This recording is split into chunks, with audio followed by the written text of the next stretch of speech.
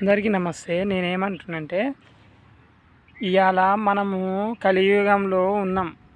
ఈ కలియుగ ప్రపంచంలో పైసలు పైసలు పరిగెత్తుతున్నాం.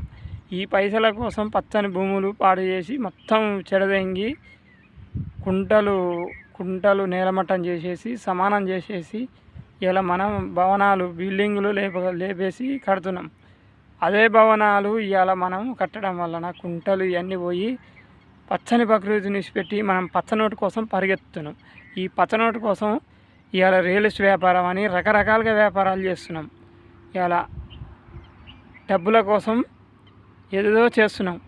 మనం చేసే ఘనకార్యాలకు మనం చేసే ఈ ప్రకృతి భూమి మీద ఉన్న ప్రకృతి కన్నెర చేస్తే కలియుగంలో అంతమైపోవడం కామన్గా కాకున్నా కానీ ప్రాణం అనేది అందరి ప్రాణమే.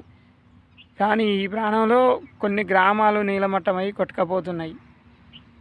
మనుషులు మనిషిగా మర్చిపోయి మానవత్వం మర్చిపోయి నీ లక్షల కోట్లుండని వందల కోట్లుండని బిల్డింగులు ఉండని ఏది ఉండని ప్రకృతి వనంతో గంగదేవత కన్నెర చేస్తే మనం గంగలో కలిసిపోతాం.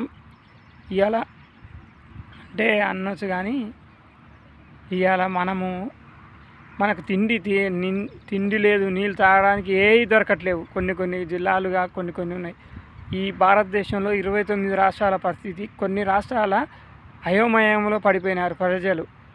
ఈ ప్రజల కోసం ఏ సీఎం అయినా ఎవరైనా కొద్దిగా మీరు దగ్గర పోయి అక్కడున్న మంత్రి కానీ అక్కడున్న ఎమ్మెల్యే కానీ ఎంపీ కానీ గ్రామ పంచాయతీ సర్పంచులు మాజీ సర్పంచులు కానీ మాజీ జడ్పీసీ కానీ దగ్గర ఉండి కొద్దిగా సేవలు అందించి కొద్దిగా కాపాడండి. ఇప్పుడైనా మానవత్వంతో కొద్దిగా ఈ దేశానికి కొద్దిగా మీరన్నా కొద్దిగానన్నా పని చేయండి.